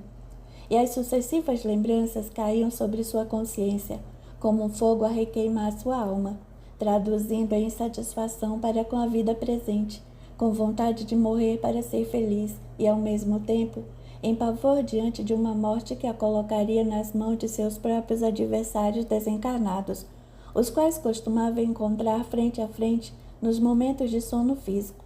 Nessas horas noturnas, a agitação espiritual impedia que sua mente descansasse. A presença das 2 entidades, grudadas em seu perispírito como 2 tumores enraizados nela mesma, proporcionavam-lhe momentos de pavoroso desespero, numa luta incessante e ineficaz para arrancá-los de seu perispírito. Os únicos instantes de felicidade eram aqueles quando seu filho se acercava de sua cama, preocupado com seu estado de desequilíbrio, a lhe pedir: mãe, não fique assim, eu preciso de você. Vamos, melhore para mim, não fique doente, se ajude. Eu já lavei a louça do almoço como você sempre me pediu, mas eu nunca me preocupei em fazer. Por favor, mãe, não fique assim. As solicitações do menino eram extremamente pungentes, única demonstração de afeto verdadeiro que havia impedido que Silvia buscasse o recurso do suicídio, como se isso fosse o fio de esperança a mantê-la lúcida e em busca de uma solução para sua angústia. Filho, mamãe está tentando não ficar assim. Reze por mim, por favor, fique comigo. Estou precisando de você mais do que de qualquer coisa. E entre os 2 espíritos adversários do passado, estreitava-se o laço de um verdadeiro afeto e confiança, que se enriquecia naquelas horas de sofrimento que os unia, rasgando o véu da queda moral, do ódio e do desejo de vingança que os havia marcado naquela época em que ela se fizera amante dupla do pai e do filho, na antiga Aragão espanhola. Os momentos de aproximação de ambos eram um esforço tão intenso do filho para a recuperação de sua mãe, que até mesmo o coração indiferente do marido, acostumado a uma relação mecânica e formal com Silvia, viu-se tocado pelo seu abatimento e pelo carinho desse filho. Vamos, pai, não fique aí lendo o jornal enquanto a mamãe está sofrendo. Ora, menino, sua mãe não está tão mal assim, respondia o pai, enquanto não se dirigia até o quarto, coisa para o que foi compelida pelas mãos do garoto agoniado. Venha comigo, pai, venha ver. Acho que a mamãe precisa de um médico. Levado até o quarto, já que ambos não dormiam juntos há muito tempo, o aspecto de Silvia foi o suficiente para que Jamil, o esposo, não se mantivesse mais indiferente ao seu estado. Silvia, mas o que está acontecendo com você, mulher? Ora, Jamil, estou cansada, desempregada e só tenho Alexandre para me amparar. Falou ela sem desejar acusá-lo de nada. Não, mãe. O pai está aqui também e vai me ajudar a salvar você. Vendo que a voz do filho era do desespero diante da impotência, Jamil esqueceu-se daquela leviana mulher que sua velha conhecida de aventuras da mocidade acabara engravidando para, conforme ele sempre desconfiara, segurar um bom partido. Naquele momento, diante de seus olhos, estava a mãe de seu filho, um outro ser humano de olhos encovados, semblante amedrontado e corpo fraco, presa a um leito não mais para a sensação prazerosa, Ali um outro ser vivo recolheu o fruto amargo de suas semeaduras. Sim, Alexandre, nós iremos ajudar sua mãe para que melhore. Vendo as palavras titubeantes de Jamil, Silvia respondeu, não desejando ser objeto de uma compaixão piegas. Não desejo ser peso para os seus ombros, Jamil. Nós sabemos como tem sido nossa vida, e não espero que se veja obrigado a me conceder aquilo que nunca lhe ofereci, no carinho, na atenção e no devotamento que jamais lhe dediquei. Não se preocupe, Silvia. Nós todos temos errado muito, e não a olho como a antiga namorada das ilusões mortais. Olho para você como um ser humano como eu, sabendo que se eu estivesse em seu lugar, seu coração adotaria para comigo a mesma atitude que espero poder ter para com você. Os olhos da mulher se fizeram molhados pelo comentário carinhoso e espontâneo do marido, já que ambos, desde há muito tempo, se haviam esquecido que uma união se constrói não de sexo, de prazer, de culto ao corpo, mas sim de afetividade, solidariedade, palavras de apoio, estímulo e de mãos estendidas. Ali estava aquele que ela enganara tantas vezes, nas aventuras imaturas e sem sentido, mas que agora representava para suas dores o apoio necessário para tentar sair daquele confuso, no qual sofrimentos físicos mesclavam batimento espiritual e desejo de morrer. Ao contato com o afeto do filho e a atenção do marido, a esperança de Silvia se fez mais intensa. Vendo que não poderia ser digna de uma ajuda de tal porte, sem corresponder com sinceridade e autenticidade, cansada da vida mentirosa de prostituta de luxo que levava, adotou a decisão de, por primeira vez, ser verdadeira diante dos olhos e ouvidos do companheiro prestimoso daquele instante. Pedindo ao filho que os deixasse sozinhos e ao esposo que se sentasse ao seu lado no leito, passou a revelar-lhe o longo rosário de dores morais e atitudes pouco dignas a que se permitira, coisas que não eram de todo desconhecidas do marido, nos fingimentos consensuais que ambos se permitiram, apenas para manter as aparências e para que o filho não ficasse sem uma casa nos moldes tradicionais das famílias estruturadas. Ambos se haviam autorizado a manutenção de uma vida sexual independente, desde que preservados os limites do lar, onde se apresentavam como pessoas distintas ou ao menos respeitáveis. Tudo isso que você está me contando, Silvia, apesar de nunca ter tido conhecimento anterior, já supunha, porque a minha vida, desde nosso ajuste há tantos anos, também tem sido trilhada por esse mesmo padrão.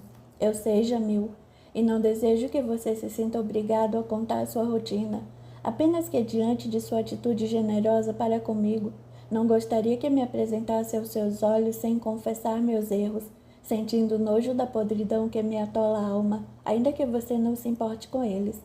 A sua conduta amiga me faz lembrar da mulher honesta que dia fui, necessitada de me arrumar financeiramente para poder estudar. Entreguei-me a uma prática devassa na qual, durante a noite, ganhava o dinheiro que me sustentaria os estudos e a vida durante o dia. Ali, encontrei um rapaz que se deixou envolver por meus caprichos e experiências na cama, e então apaixonou-se por mim. Ele não era livre, ainda que não fosse casado, enquanto que eu e você já namorávamos. Depois de algum tempo de convivência, temi que acabassem descobrindo a vida dupla que levava. A paixão do garoto, que pertencia a uma família rica e também tinha lá seus interesses, me fez desejar não perder a oportunidade de arrumar um bom casamento.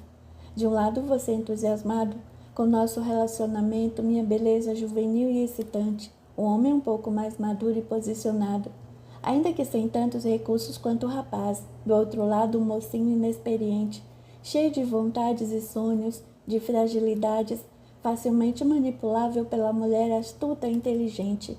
Acontece que depois de mais 2 anos de encontros clandestinos e apaixonados, passei a perceber que o mocinho fugia de minhas mãos. Uma força parecia afastá-lo de minha influência, e por mais que recorresse aos ardis materiais e sobrenaturais, via seu afastamento comprometer meus planos de sucesso, através de um casamento apropriado aos meus interesses e futuro. Resolvi desse modo engravidar de você, para usar nosso instrumento de pressão contra ele, já que mantinha relacionamento íntimo com os dois, alegando sempre que me preservava do risco da fecundação tomando remédios.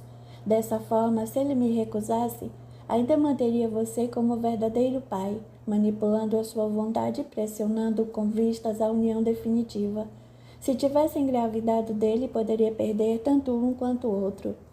Quando se patenteou a gravidez, tratei de procurar o rapaz para informar-lhe que havia feito um filho em mim, com o ânimo de lhe destruir a relação afetiva que mantinha com outra mulher. Para minha surpresa, no entanto, recusou-me a cilada, dizendo que esperaria o nascimento da criança para os exames necessários. Assumiria a paternidade se o filho fosse dele, mas não se relacionaria mais comigo. Naquele momento, um ódio contra ele e sua malfatada mulherzinha surgiu em minha alma. Mulherzinha essa que ao seu lado parecia ter aceitado a adulteração do homem amado, sem desejar vingar-se e rompendo o relacionamento. Com ódio pelo casal, mantive a gravidez e busquei me apoiar no verdadeiro pai que até então de nada sabia, revelando-lhe a existência de um filho em meu ventre, já sem a alegria daquela que constrói um futuro, mas sim com o desejo de não ficar solteira com um filho para criar. As nossas relações já não eram as melhores. Você achou o filho fora de hora e sugeriu que eu abortasse, ainda que não tivesse me empurrado para esse ato. Resolvi não me desfazer daquele ser que, de uma forma ou de outra, corresponderia uma garantia de pagamento de pensão alimentícia. Unimos-nos em um dia sem sol, e isso parecia representar o meu próprio futuro. Formei-me, nos entendemos com o acordo dos que vivem, cada um a própria vida, com liberdade, para fazerem o que desejassem dentro dos limites do respeito e discrição. A essa altura, o marido emocionado dificilmente conseguia conter as lágrimas, ao lembrar tudo o que vivera ao lado de Sílvia. No entanto, tanto quanto a de Sílvia, o negou da própria consciência naquele ambiente, transformado em confessionário de amarguras e erros, o impedia de julgar a mulher, já que ele próprio não houvera sido muito melhor desde os tempos de namoro. Isso fazia-se sentir apequenado diante do gigantesco gesto de coragem da esposa, ao desnudar-se na alma quando até então estava acostumada apenas a desnudar o corpo para os olhares cobiçosos de desconhecidos. Ao lado dela, no mundo espiritual, Félix e Alfonso ajudavam com forças e boas vibrações, visando o início do processo de reerguimento moral. As energias de tais entidades envolviam os esposos em um luminoso halo balsâmico, para que nenhuma ideia mau sentimento inferior aflorasse daquele colóquio, cujo teor era marcado para a revelação da verdade.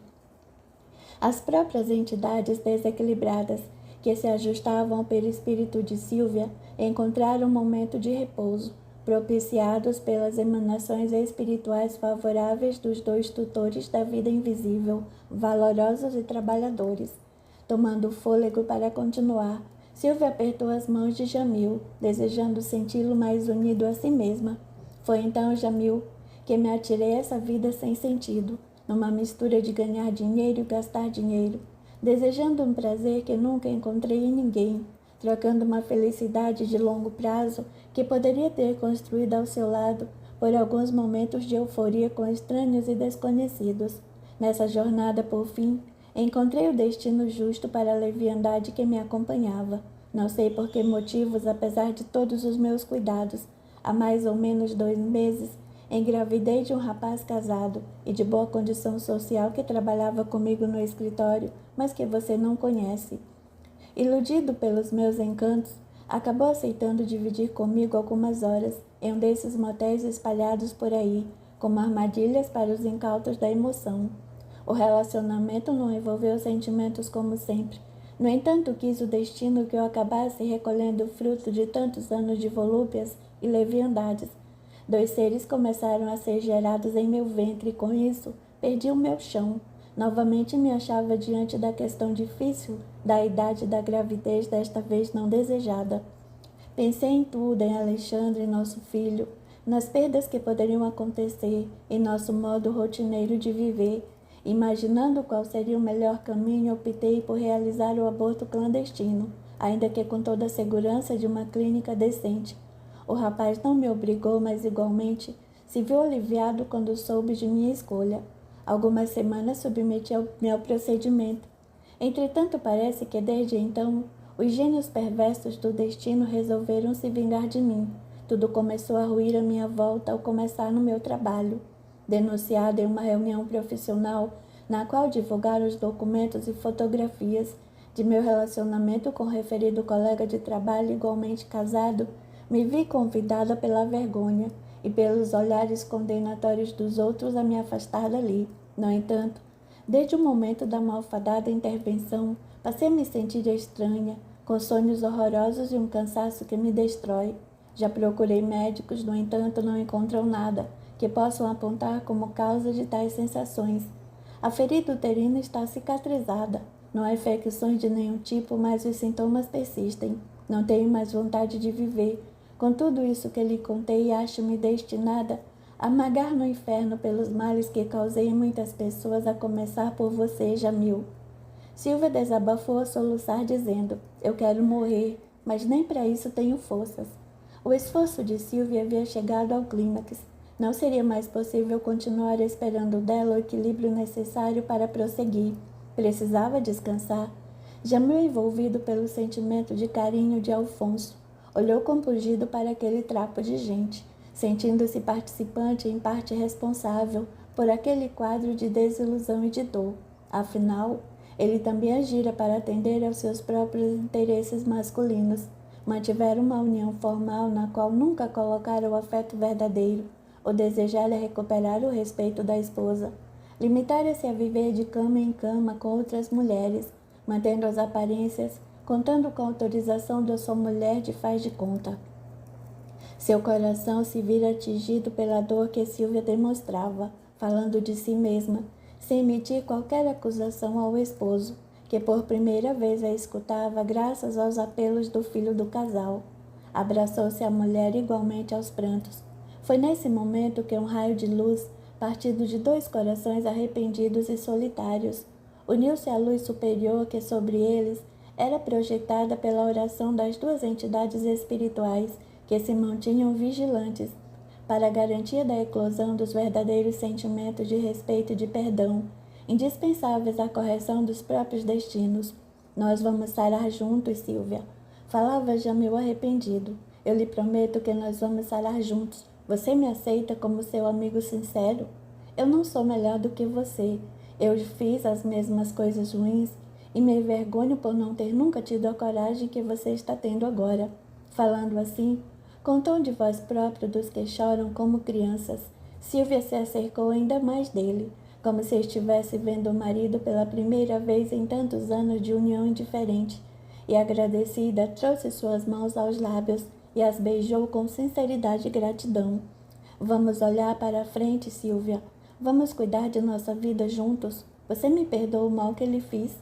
Jamil abraçava ainda mais intensamente, então, nesse momento, Alexandre, o filho que escutava tudo a curta distância, se uniu aos dois para completar o quadro, compungente que representava o recomeço de uma nova etapa na vida daqueles 5 espíritos desajustados, 3 na carne e 2 fora dela.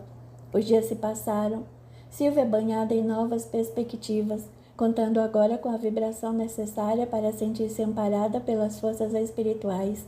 Vira-se melhorada, ainda que estivesse fraca e com a persistência dos sonhos horríveis. Desejando ajudá-la com sinceridade, o marido que acompanhava a recuperação difícil foi intuitivamente encaminhado pelos amigos invisíveis a buscar socorro espiritual em um centro espírita cristão de reconhecida seriedade e trabalho eficiente no bem. Consultado a doente sobre a possibilidade de ser levada até lá, não encontrou oposição, já que ela no fundo havia recorrido aos auxílios invisíveis em inúmeras ocasiões para conseguir coisas materiais. Sabia da ação das entidades e quem sabe não poderia encontrar alento. Alfonso se ocupara de fazer chegar até eles a sugestão do recurso espiritual, valendo-se de um amigo de trabalho de Jamil, que conhecia as aflições de sua esposa enferma, que lhe sugeriu o comparecimento ao centro espírita que frequentava, informando dos horários de atendimento da instituição vinculada à doutrina codificada por Allan Kardec. Na noite marcada para o primeiro atendimento, cheia de esperanças e amparada pelo esposo renovado pelos momentos de júbilo que passara a sentir ao lado da mulher, que reencontrara graças à dor moral compartilhada, subiram os degraus para o ingresso no ambiente da mencionada casa de oração. Ali, operosas mãos recebiam os visitantes, escutando-lhe as perguntas e oferecendo explicações e encaminhamentos para cada problema. Vendo que Jamil e Silvia estavam muito necessitados, Olivia, que se achava à porta naquela noite, percebeu que se tratava de um caso muito delicado, uma vez que, graças à sua visão mediúnica mais adestrada, percebera a existência de entidades perturbadoras ligadas ao perispírito da mulher, ao mesmo tempo em que vira Alfonso junto do casal, sorrindo e apontando a sala de entrevistas privadas para que os visitantes pudessem ter o primeiro contato com a realidade espiritual. Atendendo à orientação do mentor da casa em que trabalhava com modéstia, disciplina e obediência, Olívia acolheu-os e com delicadeza apontou-lhes a pequena sala à frente, postando-se à porta para anunciar os necessitados que chegavam. Filhos, temos trabalho, falou Olívia, dirigindo-se aos 2 servidores do Evangelho, que lá estavam para o atendimento naquela noite. Pois não, mãe, pode mandar entrar, falou Gláucia, que se levantava para ir ao encontro dos que começavam a ingressar na salinha. Por favor, venham e sentem-se aqui. No entanto, assim que deram os primeiros passos no interior do modesto ambiente, Silvia fez-se lívida e estacou o passo diante do rapaz que a esperava. Ali, perante seus olhos, estava Glauco, e agora marido de Gláucia, que, sem identificá-la de imediato, mantinha-se de pé, apontando as cadeiras à sua frente para que se sentassem. Igualmente, sem entender o motivo de tal reação, imaginando que se tratasse de alguma repulsa alucinatória, Jamil exclamou: Vamos, querida, não é nada. É apenas o moço que vai nos ajudar. Sente-se, eu estou aqui do seu lado. Jamil, bendita é a hora da verdade em nossas vidas. E custando muito para acontecer, naquele momento tão delicado, trêmula exclamou: Jamil, quero lhe apresentar o rapaz de quem lhe falei outro dia. Estendendo a mão descarnada na direção dele, revelou aturdida: Este é Glauco, o jovem que eu tentei enganar um dia falando que Alexandre era seu filho. Como que um turbilhão tomara conta daquele ambiente, preparado pelo mundo espiritual para os encontros existenciais daqueles 4 irmãos. Bastou essa frase para que tanto Glauco quanto Gláucia se recordassem de suas dores mais profundas, de muitos anos atrás, no amadurecimento forçado pelos desencontros e sofrimentos suportados. Gláucia não a conhecera naqueles tempos. Sabendo disso, o rapaz olhou para a companheira que se fazia a esposa generosa de sempre e revelou algo constrangido. Gláucia, esta Silvia, a jovem que conheci na faculdade. Dirigindo-se a Silvia, igualmente apresentou: Silvia, esta é minha esposa Gláucia. Compreendendo os caminhos do reencontro que o mundo espiritual propicia para que todos nos defrontemos com nossos equívocos de ontem, Gláucia saiu de seu lugar e, antes que o casal se sentasse, acercou-se de ambos e, sorrindo, lhes disse: Sejam bem-vindos, irmãos queridos. Nós já esperávamos há muito tempo, para que pudéssemos começar uma amizade verdadeira e sincera, que Jesus os ilumine. Foi então que Gláucia, chamando o esposo, ofereceu o próprio marido para que Silvio abraçasse, sepultando para sempre o desencontro do passado e recomeçando a trajetória do crescimento espiritual. Naquela casa, através dos passos magnéticos, Silvia recuperaria o equilíbrio com o afastamento dos obsessores, que, igualmente amparados em hospitais espirituais, seriam submetidos a tratamentos fluídicos para a recomposição de suas forças, nos processos de preparo para novas experiências evolutivas.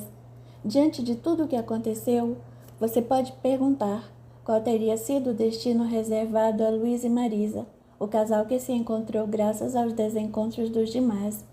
E como as lutas espirituais devem ser compartilhadas por aqueles que as procuram ou as fomentam, na trajetória de sofrimentos que haviam elegido para os seus caminhos, ambos encontrariam em breve os espinhos que haviam semeado. Depois de alguns meses de euforias, Luiz foi acometido de renitente estado febril, que o levou a exames para a adoção de tratamento adequado, ocasião em que foi constatado ser portador do HIV, contraído nas noites e experiências sexuais fugazes. Não se sabe se com homens ou mulheres, condição essa que a esta altura da convivência já era compartilhada com a nova companheira, igualmente contaminada pelo mesmo tipo de doença. No mesmo luxuoso hotel, algumas semanas depois, o casal voltava aos momentos de intimidade e diálogo franco, pois então O malandro do Alberto acabou ganhando aquela causa e não me falou nada, Camila. É, querido.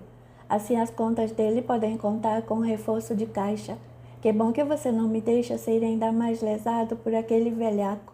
E para dar outro rumo à conversa, Ramos sorrindo falou: que sorte a nossa. Que aquele Marcelo já tem encontrado o rumo da última morada, não é?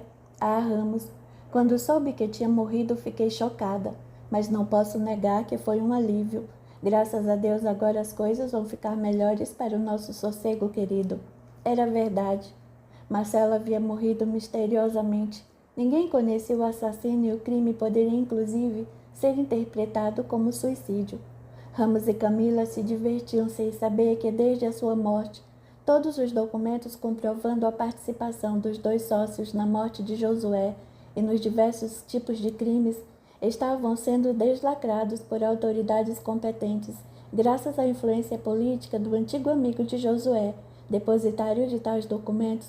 Ao tomar conhecimento da morte misteriosa de Marcelo, dera início à revelação dos fatos criminosos, passando a provocar a apuração de todos os delitos, que finalmente redundaria na destruição da reputação dos dois poderosos advogados, matreiros e astutos, mas incapazes de justificar suas condutas ou esconder seus ilícitos, seja diante da justiça dos homens, seja diante da justiça de Deus. Aquele encontro íntimo seria o último entre Ramos e Camila. Em breve, todos estariam desempregados, indiciados como réus nos crimes ou presos pelos delitos cometidos naquele antro de venalidades e mentiras, que funcionava sob o nome de um importante escritório de defensores do direito e da verdade. Estavam encerradas por aqueles dias as tarefas de atendimento espiritual àquele grupo desajustado. Agora, Félix e Magnus iriam acompanhar a transição das milhares de entidades recolhidas que não haviam desejado se libertar com sinceridade das vibrações inferiores e que, deixando sobre a Terra o último suspiro, seriam levadas a planetas inferiores em evolução para o reinício de sua jornada em novos corpos carnais. Para eles, a hora de partir tinha chegado. Estavam despedindo-se da Terra. Final.